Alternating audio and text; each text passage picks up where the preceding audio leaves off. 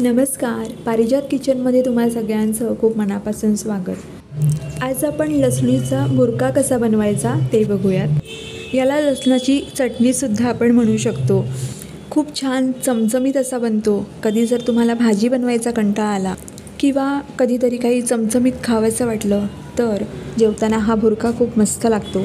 अगदी वरण भातासोबत, चपाती पोळी किंवा भाकरीसोबत हा लसणाचा चमचमीत बुरका मस्त जमून येतो। लसणीचा हा चमचमीत बुरका बनवण्यासाठी वेळही जास्त लागत नाही, अगदी झटपट बनून तयार होतो। चला तर मग आज बनवूयात चमचमीत असा लसणाचा बुरका। तर इथे एका कढईमध्ये मी 3 टेबलस्पून तेल घेतलं। तेलाचा वापर जरा जास्त करावा लागतो बुरका बनवताना। तेल गरम झालं की यामध्ये घालूयात पाव चमचा मोहरी।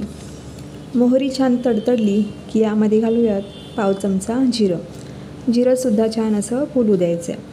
जिरं फुललं की घालूयात चिमूटभर हिंग।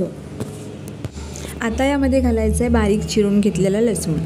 तर इथे मी साधारण 20 ते 25 पाकळ्या लसणाच्या बारीक अशा चिरून घेतल्यात। लसणाच्या पाकळ्या ठेचून घातल्या तरी देखील चालू शकतं। तर आता हा लसूण आपल्याला छान असा खरपूस भाजून घ्यायचा आहे। छान असा सोनेरी रंग येईपर्यंत आपण याला मस्त खमंग भाजून घ्यायचा। लसणाच्या या पद्धतीने भाजण्यावरच या बुरक्याची चव अवलंबून असते। लसूण छान खमंग भाजला गेला की बुरका खाताना छान असा कुरकुरीत लागतो।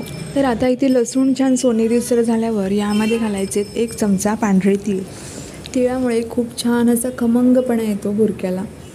तीळ 1 ते 2 मिनटं परतून घ्यायचे। तीळ व्यवस्थित परतले गेले की यामध्ये घालूयात बारीक चिरून घेतलेली कोथिंबीर। कोथिंबीरसुद्धा आपल्याला छान अशी परतून घ्यायची आहे। कोथिंबीरीमध्ये असलेला पाण्याचा अंश पूर्णपणे घालून टाकायचा आहे, म्हणजे ती अगदी कुरकुरीत होते। तर कोथिंबीरसुद्धा इथे आपली छान अशी परतली गेली आहे। आता यामध्ये मी घातलं 3 चमचे शेंगदाण्याचं कूट। अशा प्रकारे शेंगदाण्याचं कूट घातल्यामुळे सुद्धा बुरक्याच्या खमंगपणामध्ये वाढ होते, त्यामुळे खूप मस्त लागतो हा चवीला।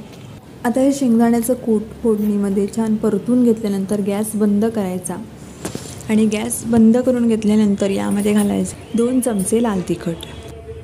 आता तिखटाचं प्रमाण तुम्ही तुमच्या आवडीप्रमाणे कमी जास्त करू शकता। इथे आपण गॅस बंद केला आहे, कारण तिखट जर गॅस चालू असताना घातलं तर ते जळू शकतं, त्यामुळे चव बदलू शकते बुरक्याची। म्हणून आपण गॅस बंद करूनच अशा प्रकारे तिखट यामध्ये मिक्स करून घ्यायचं। तिखट घातल्यानंतर यामध्ये घालायचे चवीप्रमाणे मीठ। आता मीठ घातल्यानंतरसुद्धा व्यवस्थित असं एकजीव करून घ्यायचं।